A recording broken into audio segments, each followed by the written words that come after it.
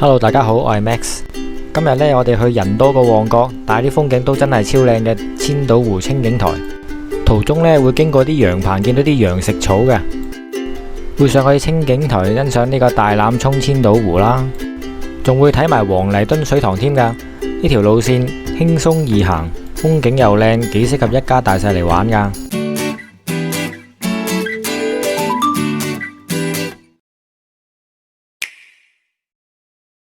咁我哋睇一睇路線先。咁我哋喺屯門掃管笏邨出發啦，沿住麥理浩徑第10段去到清景台，之後呢，就一路落斜去到黃泥墩水塘，跟住喺大棠山路嗰邊搭巴士走。咁全程大概10公里啦，3個鐘頭就可以完成啦。好，咁我哋出發。咁我哋係選擇咗呢搭巴士嚟到屯門公路轉車站嘅。咁我哋呢就要搭252號巴士去掃管笏。咁喺屯門公路轉線站落車之後呢，就轉右啦，一直行到盡頭啦，向住屯門嘅方向行啦。因為嗰個252號呢喺下面嘅橋底嗰度嘅。咁落咗去下面之後呢，就繼續沿住啲巴士站向前行啦。咁沿途都有路牌嘅。咁252號巴士呢，就喺屯門公路呢條橋下面。咁車費就5個2啦，有轉乘優惠嘅。咁但係呢，班次就比較疏啲，有30分鐘一班嘅。所以呢，我都係建議呢搭翻小巴好啲。咁我哋呢搭到星堤站度就落車啦。咁落車之後呢，繼續跟住呢個巴士行嘅方向，繼續沿住呢個掃管笏路向前行啦。咁雖然而家已經係秋天啦，咁天氣涼爽咗好多，但係我都係強烈建議呢大家帶翻把遮呢，遮一遮太陽嘅。咁我哋由巴士站呢行到呢個路口呢，大概60米度啦，咁就轉入呢個掃管笏村路。咁轉咗嚟掃管笏村路之後呢，大概仲要行700厘米呢先到嗰個小巴站嘅，所以呢，其實搭小巴係着數好多，可以慳翻10零分鐘路嘅。咁右邊呢啲好靚嘅屋呢，就係水月軒啦，咁水月軒前面呢，仲會有個公廁添嘅。咁呢個公廁呢，實在有點臭啦，咁啊其實我會建議下一個公廁呢會更加好。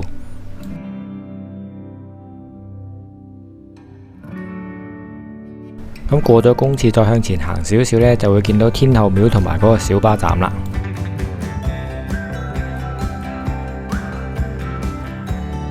咁我哋仲要沿住呢個掃管笏村路呢行1公里左右呢，先會去到麥理浩徑第10段噶。咁喺呢度呢，左邊嗰度呢就有個廁所嘅。咁呢個公廁睇落呢就乾淨啲，同埋少人去啲嘅。咁呢條村路呢都會有車嘅，所以小心啲行啦。咁啊，繼續跟住條村路行啦，都冇乜特別。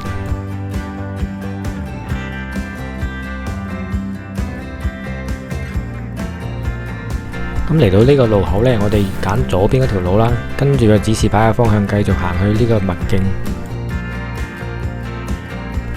咁呢，我哋繼續沿住呢條大路行啦。咁沿路都係平路嚟嘅，所以都冇乜特別。咁沿途都有樹蔭啦，所以輕輕鬆鬆咁行都幾好嘅。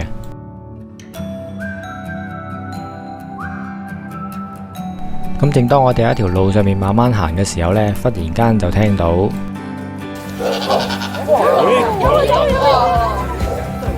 原來就喺路邊呢個籠入面呢，就有一隻黑色嘅羊啊！佢唔叫嘅話，我哋真係見佢唔到咯。咁睇完呢個喺籠入面嘅羊之後呢，我哋繼續向前行啦。咁前面呢，喺馬路中間呢都有羊嘅喎。咁呢兩隻呢，應該係羊仔嚟嘅。咁企喺度嗰隻呢，就好似隻眼好痕啊，係咁用另一隻羊嘅角嚟拗痕。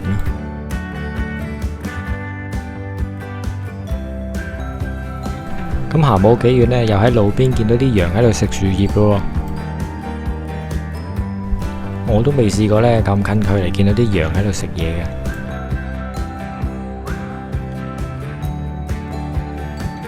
咁我哋繼續沿住掃管笏村路嚟行啦。咁行到呢度呢，終於嚟到呢個麥理浩徑第10段啦。咁喺呢個好罕有嘅電話亭下面呢，掛咗一幅好靚嘅畫，附近呢都黐咗好多單張同埋路線圖啊。咁我哋就繼續行呢個麥理浩徑第10段啦。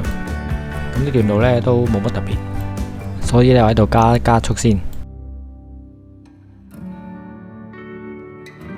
咁嚟到呢個路口呢，前方右邊呢有個小嘅堤壩啦。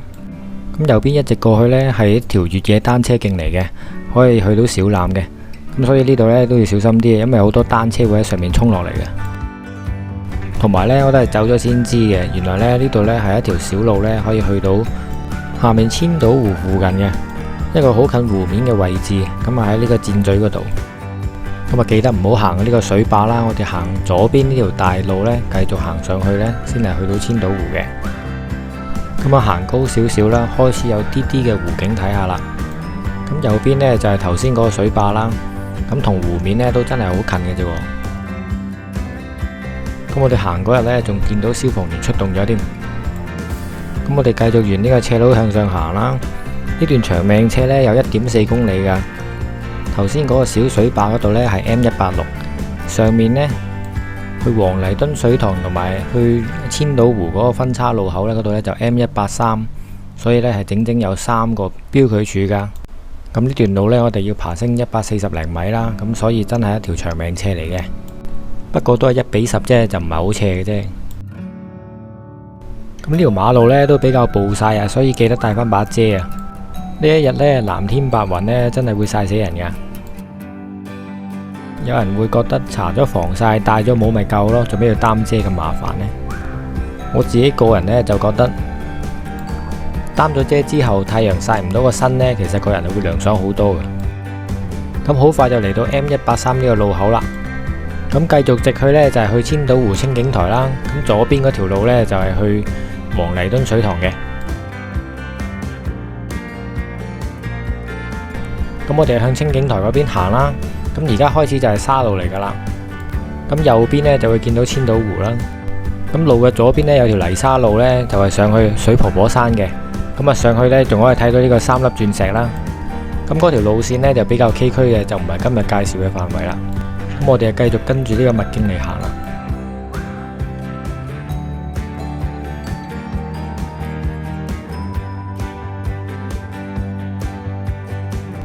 咁我哋再向前行700零米呢，右邊就會去見到一個上清景台嘅樓梯噶啦。咁呢塊咁靚嘅寫住清景台嘅牌呢，都係好多人打卡嘅熱門位置嚟嘅。咁呢度呢，人比較多啦，樓梯又比較窄，落嚟又可能會慢少少，所以呢都會幾塞車嘅呢度。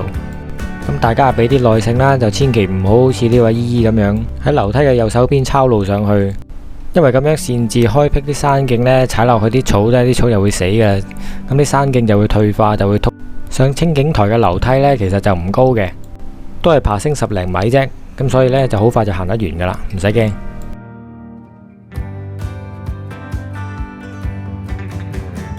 咁上完樓梯之後嘅路呢，真係好闊，亦都越嚟越多人啦。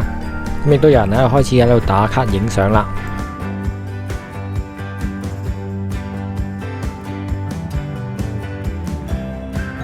咁清景台呢邊呢，同水婆婆山上面嗰邊比嘅話呢，呢邊係近過千島湖好多嘅。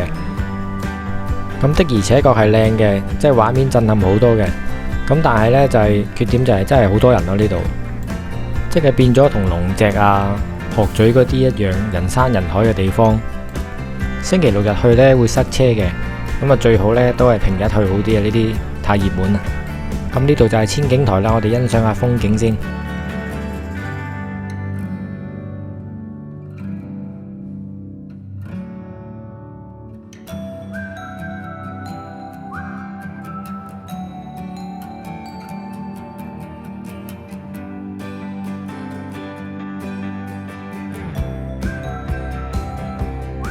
咁清景台下面呢，仲有一個小平台呢，可以俾你打卡嘅。咁我哋落去望一望先。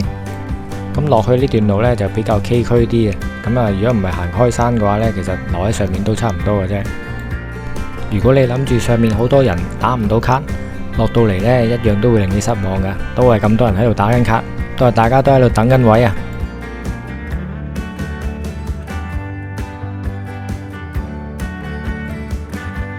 同埋下面呢度呢，其實係有一個山墳喺附近嘅，所以呢就小心啲，唔好打攪到先人啊！有怪莫怪，細路仔唔識世界。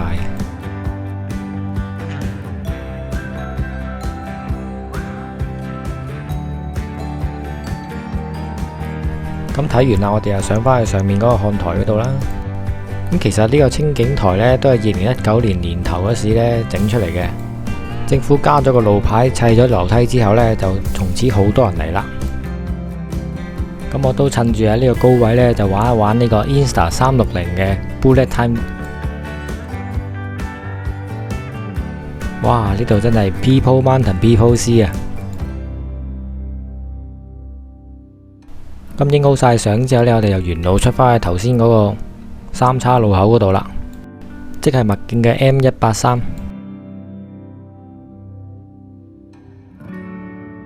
咁喺呢度呢，你可以行左邊呢，沿路出返去頭先掃管笏嗰度啦，或者好似我咁行右邊呢，去呢個黃泥墩水塘，去大棠嗰邊走嘅。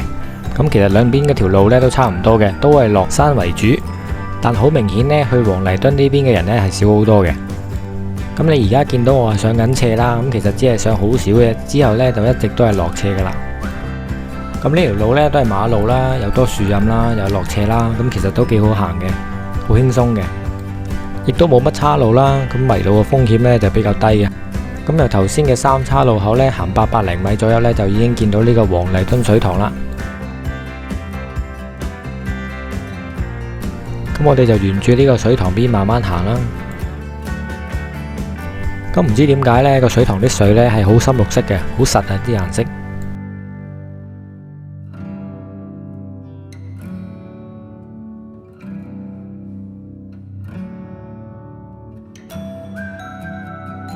咁行到呢度呢，就前面就有一個路牌咯。咁右邊呢條樓梯呢，就係去黃泥墩村大棠巴士站嘅，所以我哋一陣就係行右邊嘅。咁而家呢，就去左邊望一望個水塘先。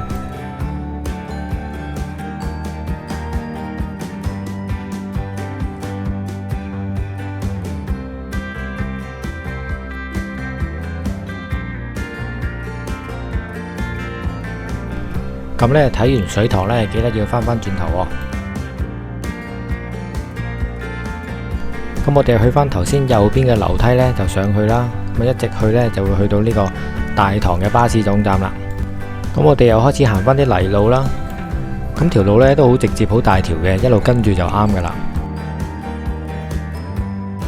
咁我哋呢，要沿住呢條路呢，行2公里左右呢，先會到大棠嘅巴士站，可以搭巴士走嘅。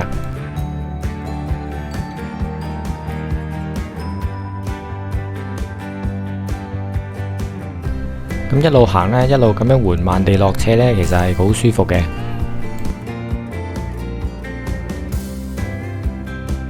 咁慢慢地呢，我哋見到前面嗰堆呢，就係元朗嚟噶啦。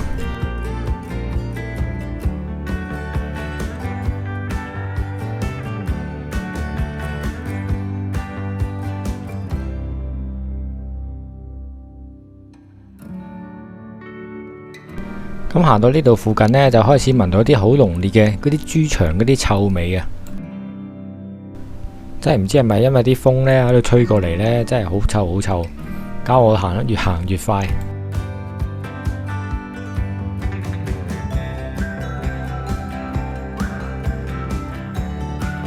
咁落到嚟呢，右邊呢度呢，好似有啲涌溝咁嘅地形，所以就望一望啦。咁我哋就繼續行落山啦。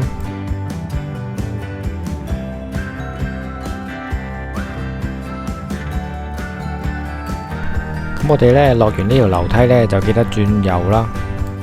山路就行晒啦，仲要行啲村路。咁啊，仲有1公里左右呢，先會到嗰個巴士站啊。咁呢啲村路呢，日頭行呢都冇嘢嘅，你夜少少嚟呢，就會俾狗吠啊。我試過有一次行山呢，行到黃昏嘅時分呢，入咗呢啲村呢，跟住俾好多狗圍住。咁佢哋啲主人呢，只係企喺附近度望住啦，咁就冇話要整翻走啲狗咁樣喎。咁從此之後呢，我行山入呢啲村呢，都會好有戒心啊。不過呢，今日行呢度呢，都感覺都唔錯嘅。咁好有呢個陶淵明歸園田居嗰種感覺啊。咁行到呢度呢，見到前面就係 K66嘅巴士站啦。咁可以搭佢出返去元朗嘅。咁記得 subscribe 我 channel 啦。下次再見，拜拜。